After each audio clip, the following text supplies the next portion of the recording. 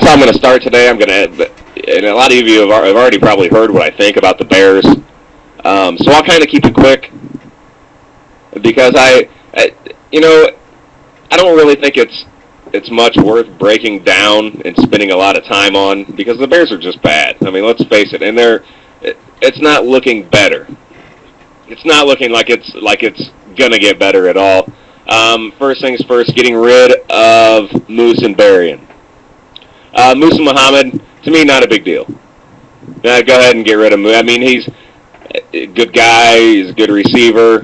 But I mean, what's he going to do for you? He's not the kind of receiver that's going to make your quarterback better. He's lost more than a step. And what's he going to do? Let him go. That's not going to hurt your team too bad. Letting go of Bernard Berrien, however, that really, when you already have such trouble with your offense, when your offense is already as bad as it is, you don't get rid of what is probably your best. Bernard Berrien was just that, the best offensive player the Bears had. And now he's gone.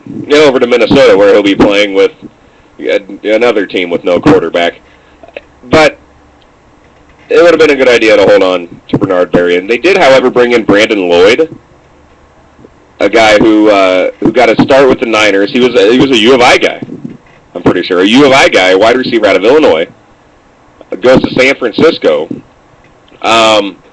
And kind of shows some flashes of some good things. People think he may be a guy to look at in the next few years. Made one of the most unbelievable catches anybody's ever seen. And just go YouTube Brandon Lloyd, and I guarantee you'll see it. But then he went off to Washington in one off season when they were signing everybody, Brandon Lloyd, Randall L. And it kind of faded away, and nobody really heard anything about him. And now he's back. He's back. He's reemerged as a Chicago Bear, which I think is going to be good for him. It's going to be good for his career. Coming back to Illinois, I mean, people remember Brandon Lloyd in Illinois. People remember it. He'll come back and probably be the go-to guy by default on what is just a simple lackluster Chicago team. So, Berrien's out of town, bad move. Musa Muhammad, I'm really indifferent about. He's replaceable. Brandon Lloyd coming to town, I don't think is a bad pickup. I think he'll play better football than he did in Washington. But still, what good is a guy if you don't have anybody to get him the ball? Which brings me to the next part of the question, sexy Rexy, Rex Grossman. I've already weighed in on this before, and I just think, I think that Grossman could actually have a future as a quarterback in the NFL. I don't think it'll ever happen in Chicago. I think it's too late for Rex Grossman in Chicago. I think it's just a little too late. I don't think he'll ever have the fans behind him without coming out and having like a career season, and not just a career season for Rex, but I mean a career season, almost MVP caliber number. That will be the only way Rex Grossman can win back the Chicago fan base, and that's just not going to happen because Chicago just got rid of his best option, his best receiver. They just got rid of Bernard Berrien. Not going to happen. As far as I'm concerned, you let Rex go and try to make a play for. I mean, I would have offered a whole ton of money to Derek Anderson, and I know that's not the Bears' style, but the Bears have never had a quarterback, and it's also been, I know they were just in the Super Bowl a couple years ago, but they didn't really stand much of a chance. Nobody gave them much of a chance in that Super Bowl, and they looked outclassed. I mean, let's face it, the Bears haven't been relevant since '85. Since 1985. They haven't been relevant since then. Big part of it is no quarterback. Come on, that's the leader of your team. You have to have a good quarterback to compete in the NFL. And anymore, you have to have an above average, better than good.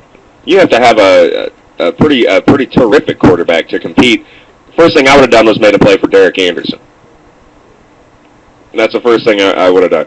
Elwood says the best quarterback they had was Jim Harbaugh. Not close. I'd still say McMahon was their best quarterback. I mean, honestly, and that's not saying that Jim McMahon is any kind of good quarterback. Just the Bears have had. I mean, look at it. They've had Cordell, Jim Miller, Chris Chandler. I mean, look at these guys. Harbaugh, Tom Zach. I mean, come on. That's all. Spinock's like, yeah, but did he do anything notable? Yeah, he won a Super Bowl.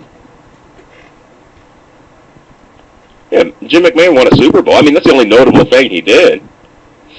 Elwood, no, they never had a Peyton. Elwood says they never had a Peyton. No, they never had a Peyton Manning. Never did. And they never will because they don't spend that kind of money for a quarterback. They won't do it. They absolutely won't do it. They'll stack their defense, which is great. I mean, it's what got them to the Super Bowl, was having a stacked defense. But, you know, then what do? They come and get totally just outclassed by a team that has an offense, that has a quarterback, that has, you know, key skill position players, unlike the Bears. The Bears were totally outclassed. Smith Dog, I don't know, you were referring to Harbaugh. Sorry. Yeah, no, Harbaugh never did anything. Smith Dog, I thought he was talking about Jim McMahon, not Harbaugh. No, Harbaugh never did anything. I mean, really, but you got to put. I mean, he was a Bears quarterback.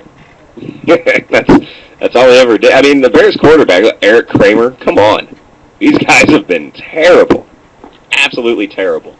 So, was I disappointed in Chicago for re-signing Rex Grossman? Yes, absolutely. Was I